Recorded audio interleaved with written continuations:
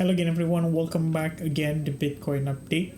Guys, ini udah hari Jumat, happy Friday, dan soon kita masuki weekend ya teman-teman sekalian.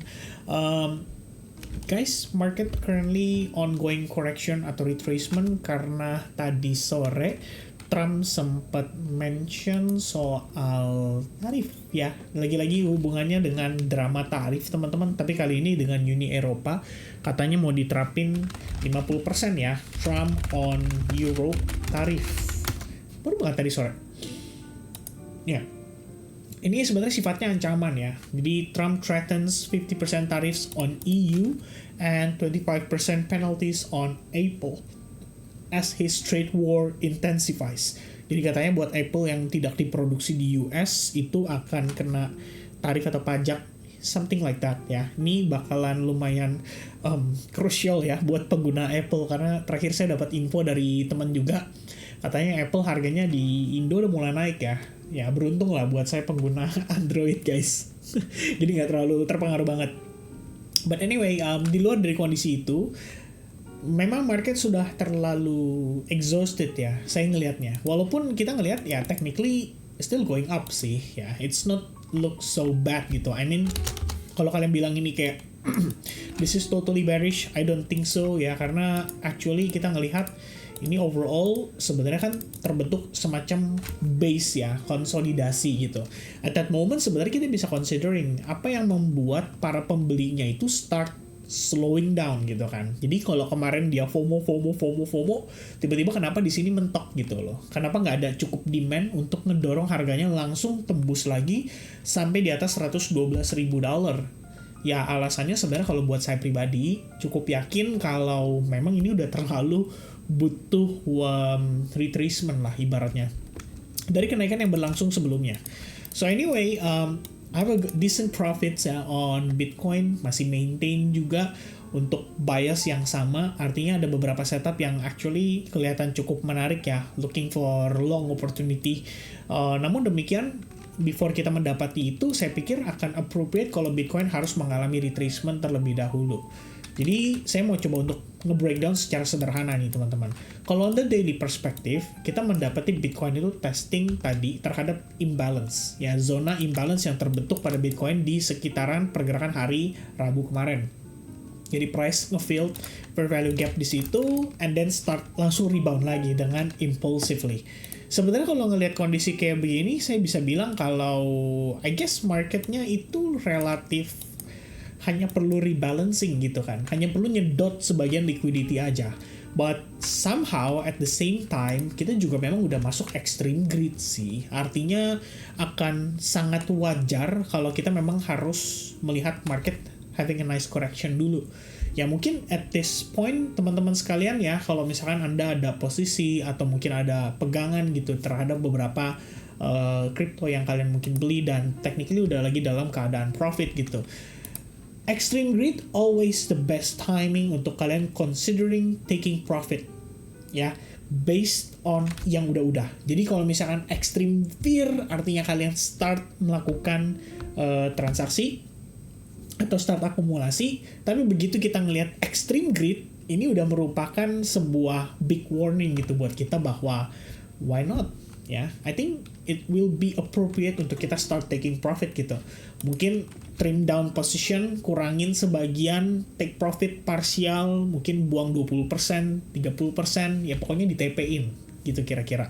Ya, dan memang tadi saya ada satu pertanyaan dari member DSAG, dia tanya soal tarif gitu loh. Dalam 90 hari kan tarif yang sebelumnya di pause, yang diumumkan pada tanggal 9 April akan berakhir gitu. Artinya 9 April, 9 Mei, 9 Juni, dan 9 Juli. Ya berarti sebenarnya secara sederhana kita masih punya cukup ruang untuk market itu kembali menguat at least mendekati bulan Juli.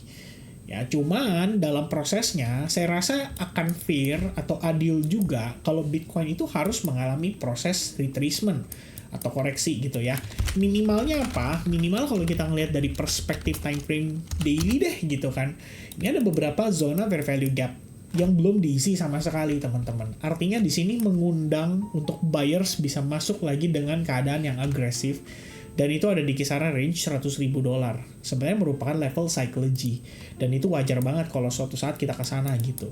Cuman paling sewajarnya, paling sewajarnya adalah retest guys terhadap previous support resistance aja gitu. Kita berbicara previous support resistance on daily perspective yang terbentuk pada perspektif time frame sampai saya ulang-ulang ya. Pokoknya yang terbentuk pada perspektif time frame daily merupakan support resistance yang sangat major gitu kan. Kalau kita lihat kan finally kita berhasil breakout dari sana gitu. So kalau kita perlu balik untuk tap zona itu sebelum kita ngelihat dia continue to the upside, itu akan jadi satu kondisi yang menurut saya relatif normal dan relatif wajar. Ya, jadi untuk saat ini sebenarnya saya merasa bahwa mungkin momentumnya belum berakhir gitu. Tapi proses untuk dia nanjak pun kita tahu butuh nurunin penumpang gitu kan. Nanjaknya udah berat guys, bebannya udah terlalu banyak gitu. Everybody start longing the market. Makanya kalau saya hari ini lihat ya, apa yang terjadi hari ini sebenarnya kan kita udah sempat bahas di live streaming 2 hari yang lalu. Ya bahwa sebenarnya ketika Bitcoin udah mendekati all time high-nya, biasanya drama-drama flush out itu bisa terjadi. Dan per tadi aja itu sebenarnya yang kena flush ya, sekitar $397 juta. Katakanlah pembulatan $400 juta deh.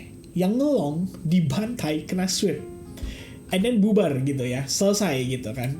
Yang ngelong. Dan sekarang harganya naik lagi, ya pasti kesel gitu kan. Siapapun yang kena liquidity sweep itu pasti kesel. Maka saya ada menyampaikan ya, bahwa jika seandainya saya mau cari opportunity untuk buy sekalipun, ini saya jelasin by the way di previous video. Jadi bukannya kita ngomongin apa namanya, ya teman-teman sekalian ya. Intinya kita melihat bahwa if I want to buy sekalipun, if I want to look for an opportunity sekalipun, saya juga nggak akan segila-gila itu mau buy langsung di pucuk gitu ya. Pastinya kita bakal nyari best discount yang dia bisa offer ke kita. Dan pada case ini, kalau on the daily perspective, kita somehow ngedapetin reaction coming from this imbalance atau fair value gap yang terbentuk pada perspektif daily, and then closingnya bisa kembali di atasnya, terutama daily perspektif ya, ini bakal oke gitu. Artinya kalian lihat ya, semua proses naiknya ini semuanya balance guys. Gak ada yang namanya menyisakan ruang untuk para kalau kita bilang ya, bukan menyisakan ruang sih, tapi semua orderan itu terjemput dengan proper. Artinya kalau kita lihat di sini, ini bisa dibilang proses naiknya itu bener-bener dalam keadaan yang organik gitu. Jadi every time price going up, ada yang jualan, tapi at the same time dijemput langsung sama pembelinya. Jadi begitu kita ngelihat ada space kosong kayak gini, oke, orderan jemput langsung, boom, harga balik lagi naik ke atas. Kira-kira begitu.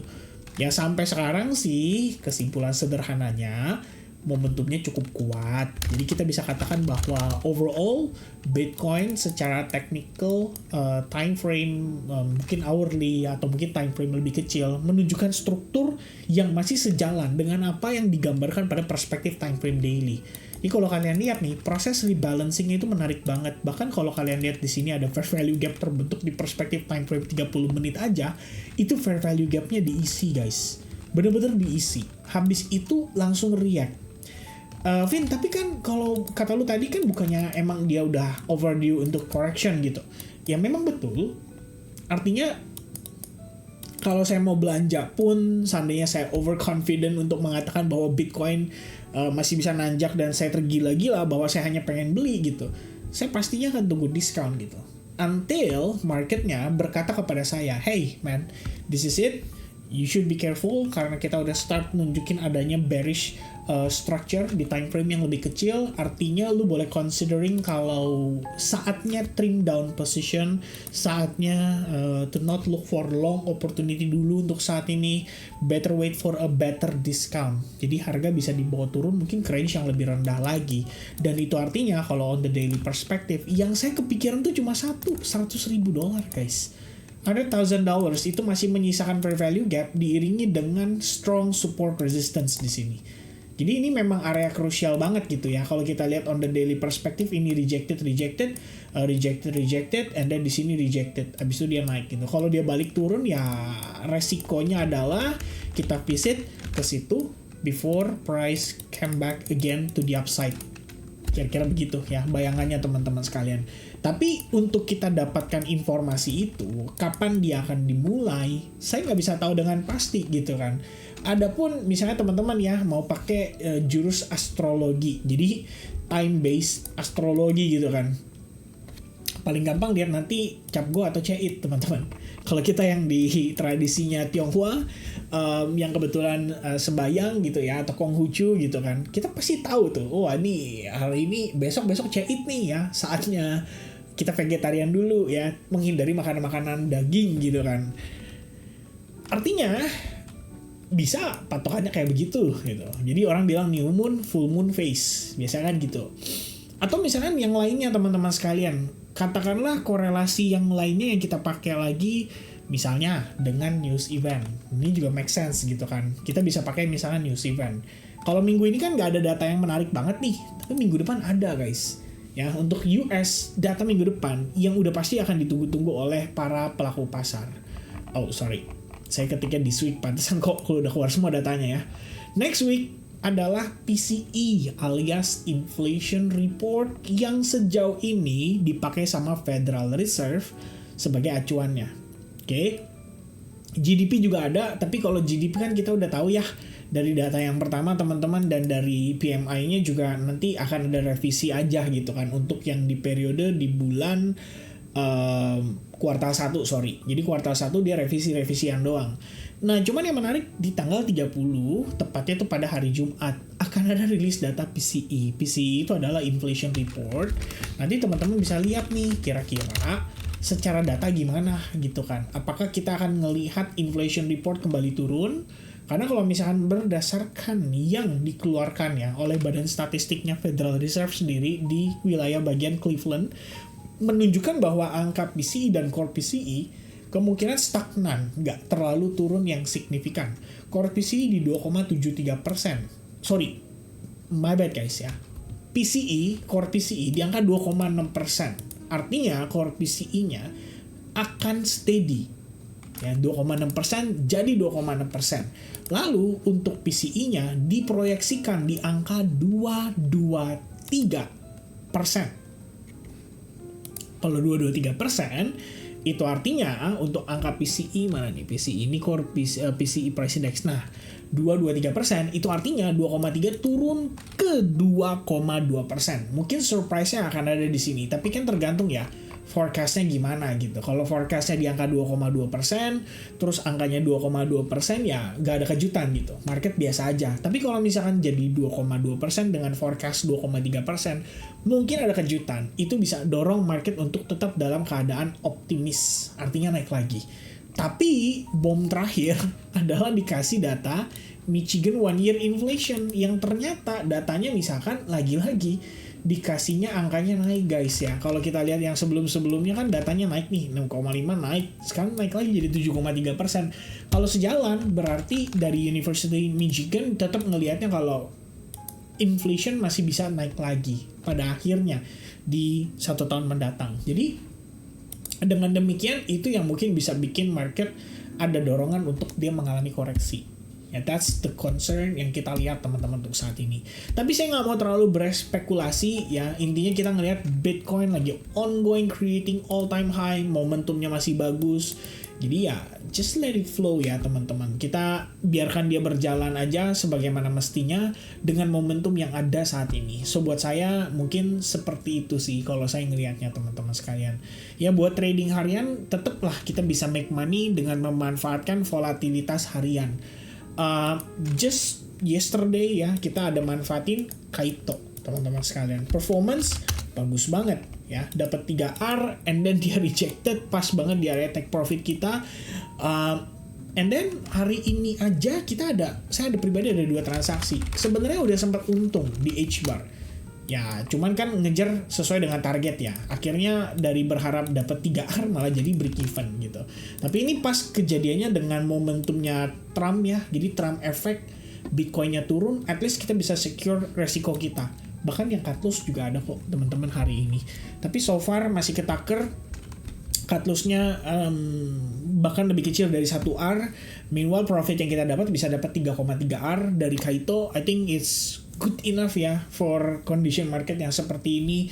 Well, we're gonna look for another opportunity lagi dan kita bakal manfaatin apa yang kita lihat pada Bitcoin. Ya buat saya pribadi salah satunya saat ini aja tuh Bitcoin menjadi masih kesempatan ya untuk melakukan ya maksudnya masih punya long bias untuk Bitcoin, dan menurut saya ini masih jadi sebuah kesempatan untuk dimanfaatkan. Saya mungkin sorry kalau misalnya kelihatan terus kalian beranggapan bahwa ini signal gitu, jangan sampai dianggap seperti itu. Tolong dimengerti, karena saya juga khawatir teman-teman di SAG aja walaupun ada webinarnya tetap ya masih ada orang yang tidak nonton webinarnya dan masih ada orang yang tidak ngerti bagaimana position sizing, apalagi teman-teman di YouTube. Saya cukup yakin lebih berbahaya lagi kalau misalnya kalian lihat kayak garis-garis tadi tuh bisa gampang banget untuk ke FOMO gitu kan. Saya harap sih jangan sampai gitu. Cuman saya jelasin dulu logik dasarnya teman-teman sekalian. Kenapa sih masih look for long opportunity? Karena bagi saya structure wise ya, ini kan created higher high. Ini ada higher low. Kemudian dia create higher high. Ini pullback create higher low. Dia create higher high, kemudian potential higher low. Jadi selama dia nggak break ini, buat saya itu bullish. Itulah kenapa kemarin banget decision making saya on Bitcoin adalah masih looking for long setup. Jadi kalau kalian lihat, buat teman-teman di SAG lah ya, saya rasa mengerti. Ini setup yang saya post sekitar di tanggal 22, tepatnya 2 hari lalu teman-teman sekalian. And then I adjusted my entry point, lebih kurangnya begini. And then in the morning kita ngelihat performance-nya bagus banget gitu.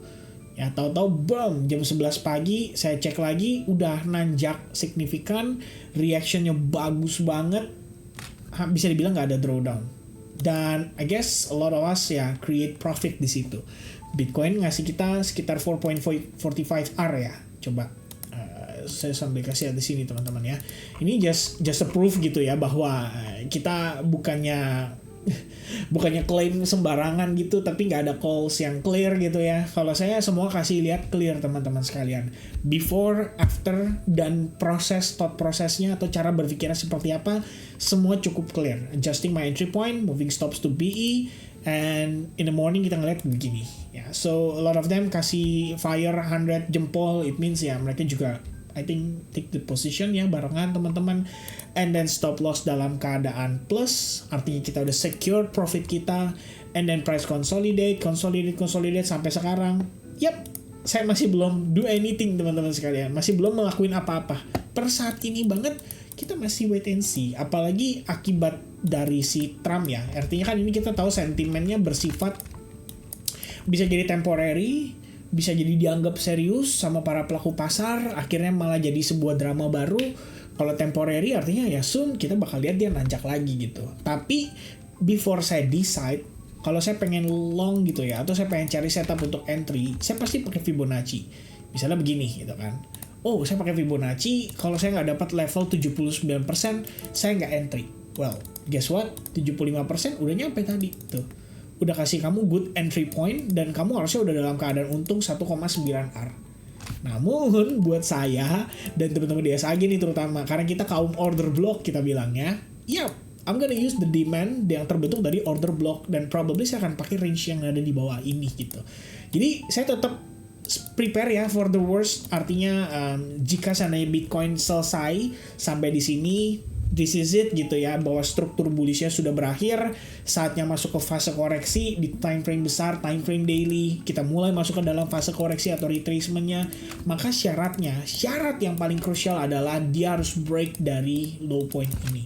Terserah teman-teman mau dari situ, atau misalkan kalian bilang, Vin, coba lihat deh on the 4-hour perspective ini bukannya trendline ya? Iya, bisa juga teman-teman sekalian kalau kamu mau beranggapan itu trendline gitu kan. Atau misalnya on the 4-hour perspective ya, the same time frame, kamu lihat ini bahwa ini Vin, bukannya ini SNR ya, ini kan udah di flip nih. Iya, berarti kalau dia break di bawah SNR itu kan ada potensi di flip jadi head and shoulders gitu kan, bisa juga gitu ya teman-teman sekalian.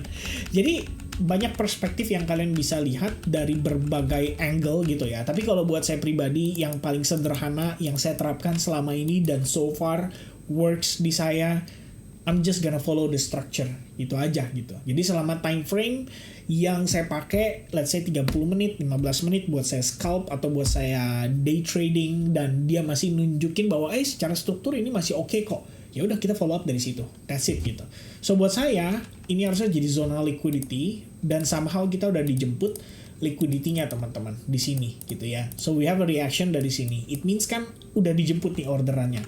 Tinggal pertanyaannya adalah apakah dia akan mampu nge-break high point ini. Kalau dia mampu, ya udah saya bakal adjust my entry setup dengan yang baru, dan kita akan manfaatin lagi kira-kira apa yang terbentuk berikutnya. Saya anggap yang ini ya udah gue nggak dapet peluang tradingnya gitu ya.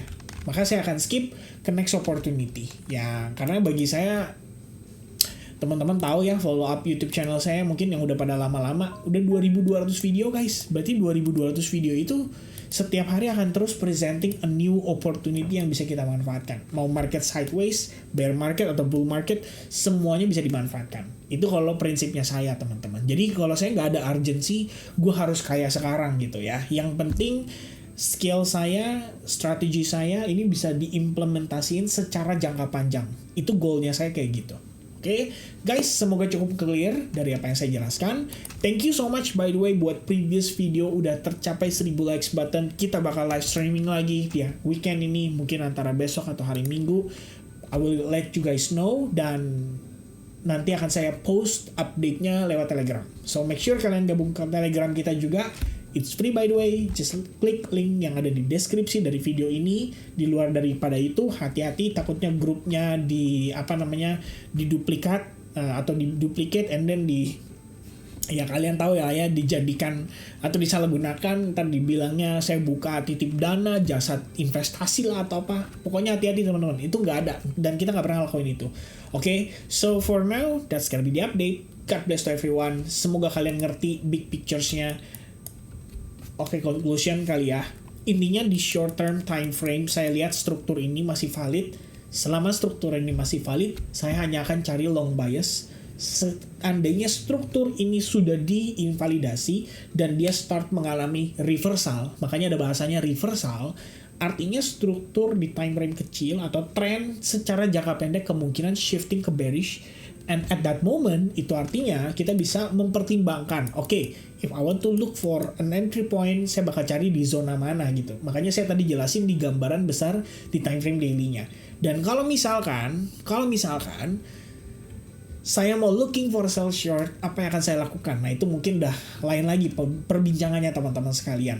Dan itu bisa dimanfaatkan juga by the way, kalau memang dia sedang mengalami proses koreksi tersebut. Tapi seandainya struktur belum memvalidasi, itu artinya saya hanya akan follow the clear trend yang terbentuk pada perspektif time frame 30 menit atau 15 menit tadi. Oke? So that's gonna be the update. Kita ketemu lagi nanti di live streaming, dan live streamingnya mungkin akan seru karena akan ngebedah tentang market secara gambaran besar. Probably kita bakal ngomongin exit plan lagi yang lebih terupdate dengan kondisi sentimen dan macroeconomy yang saat ini sedang berlangsung, dan teman-teman bisa preparing for any worst condition. Dan itu ya I do it for free teman-teman sekalian by YouTube channel ya, but hopefully kalian setuju. Kalau kalian setuju, let me know, tulis di kolom komen. And thank you so much guys for watching. God bless everyone, have a nice weekend. Cheers, bye bye guys.